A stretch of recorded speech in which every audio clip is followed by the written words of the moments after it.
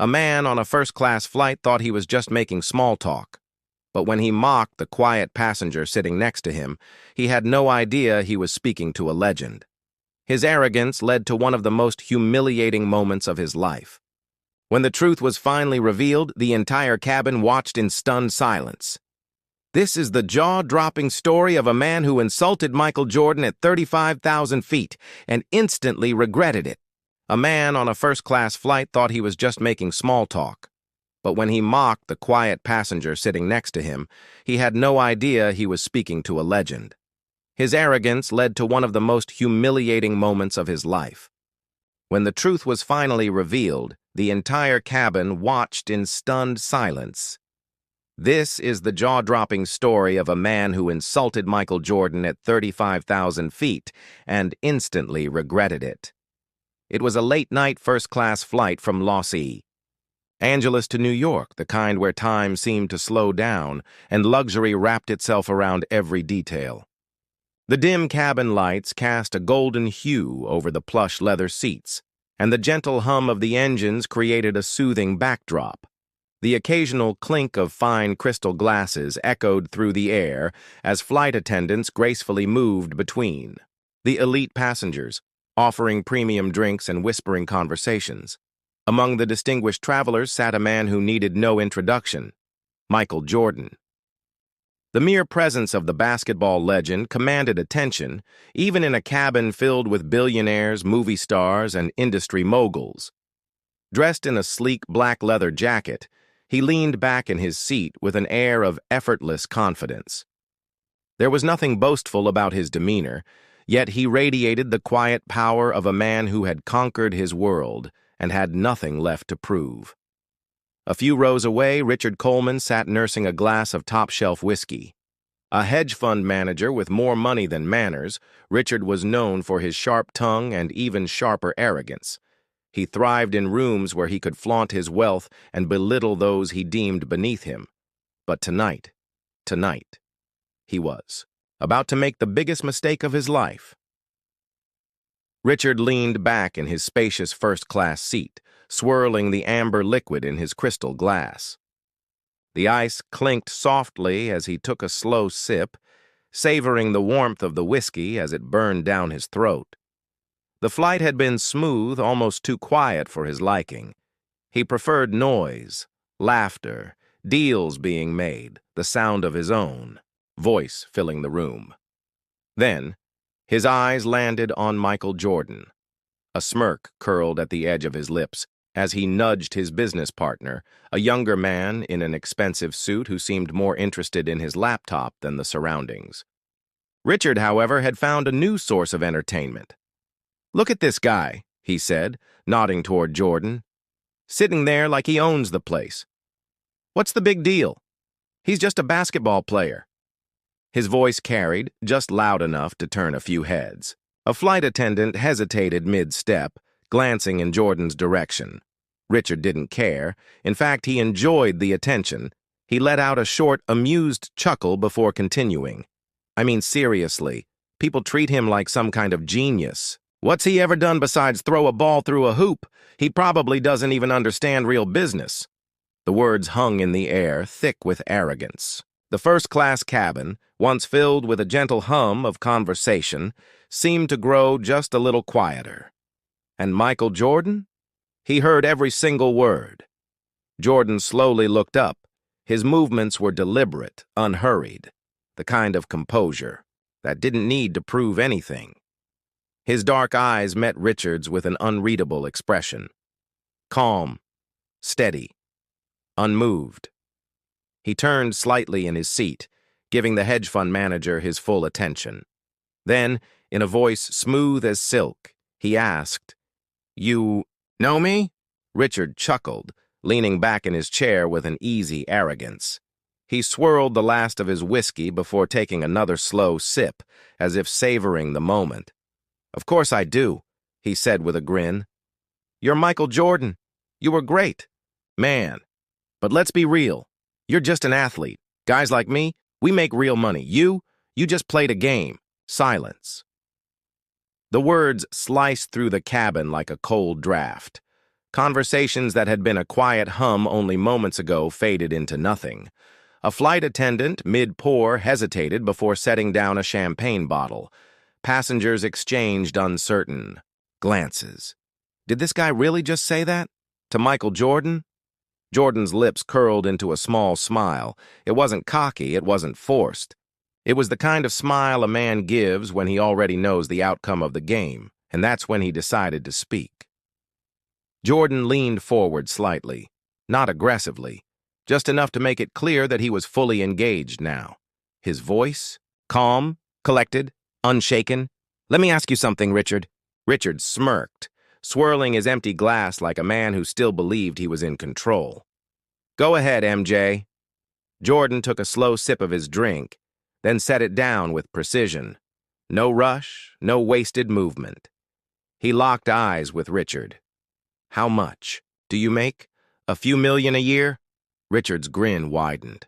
This was familiar territory. His comfort zone. "Something like that," he said, a hint of smugness in his tone. Jordan nodded, as if considering the answer. Then, with a small, almost amused chuckle, he delivered the first cut.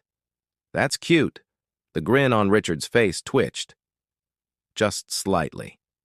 Jordan adjusted his leather jacket, settling in like a man who had all the time in the world.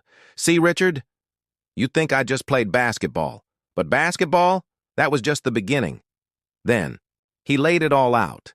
The Air Jordan empire, more than just a sneaker line, a global brand generating billions every year. His stake in the Charlotte Hornets, once a calculated investment, now a deal that had cemented him as one of the richest athletes in history. Multi-million-dollar Hollywood ventures, projects that extended far beyond the court into an industry where power was measured in influence and ownership.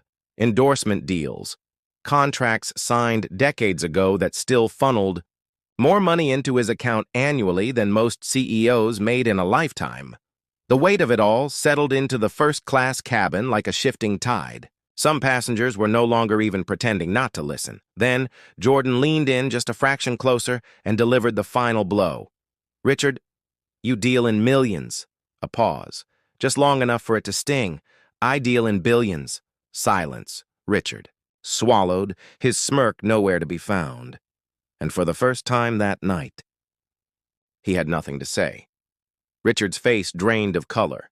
The confidence, the arrogance, the smug grin that had sat so comfortably on his face just moments ago was gone. His mouth opened slightly, but no words came out. Jordan wasn't done. "But here's the real difference between us, Richard." His voice was steady, measured, no anger, no gloating, just pure, undeniable truth. "You chase money. I built a legacy." The air in the cabin grew heavier, thick with an unspoken tension. It wrapped around every passenger like an invisible force, demanding silence. Nobody dared to speak. A flight attendant, caught mid-step, quickly averted her eyes. A businessman across the aisle shifted in his seat, suddenly more interested in his drink.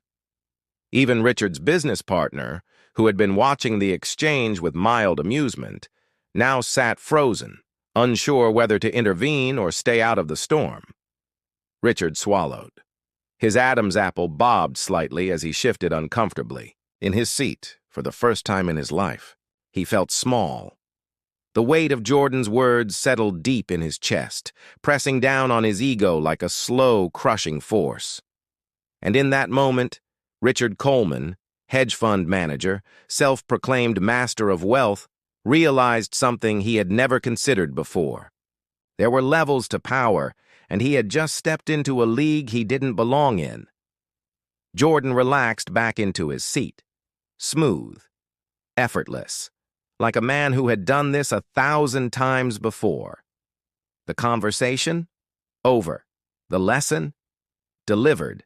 But just before taking another sip of his drink, he turned to Richard one last time. His gaze was steady, unwavering, the kind of look that made men rethink their choices. "You asked what I've done besides basketball?" Jordan said, his voice calm, almost amused. "Well, Now you know. Then, just as Richard thought it was over, Jordan added the final touch, the kind of line that stayed with a man long after the moment had passed. With a slight smirk, he said, "Oh, and by the way, next time you buy sneakers, check whose name is on them." Richard blinked. His jaw tightened slightly, but no words came. What could he possibly say? At that moment, a flight attendant appeared beside Jordan's seat, her voice polite, but with a subtle undertone of admiration. "Can I get you anything else, Mr. Jordan?" Jordan gave her an easy smile. "Just a coffee." "Black." The attendant nodded and walked away, the moment passing as if nothing had happened. But everyone in the cabin knew better. Meanwhile, Richard? He sat still, staring straight ahead. Because really, what else was there to say? As the plane began its descent, Richard sat there, staring blankly at the seat in front of him. The ice in his whiskey glass had melted. His usual smug confidence? Nowhere to be found. He was deep in thought. Michael Jordan hadn't raised his voice, hadn't insulted him, hadn't tried to prove anything, and yet he had won. Because true power doesn't need to be loud. It doesn't need to shout, to boast, to demand attention. It just exists. Richard had spent his life chasing wealth, believing that net worth was the ultimate scoreboard. But tonight, at 30,000 feet, he realized something that shook him more than any market crash ever could. Money isn't success. Legacy is. And as the wheels touched down in New York, Richard Coleman knew. He had just met a man who didn't chase history. He became it. Some lessons hit harder than any punch. Richard thought wealth meant power. But Michael Jordan showed him that true success isn't measured in money. It's measured in impact. So, ask yourself, are you just making money? Or are you building something that lasts? Let us know in the comments, what does success mean to you? If you love this story, hit that like button, subscribe, and turn on notifications for more incredible, real-life stories. Thanks for watching, and we'll see you in the next one.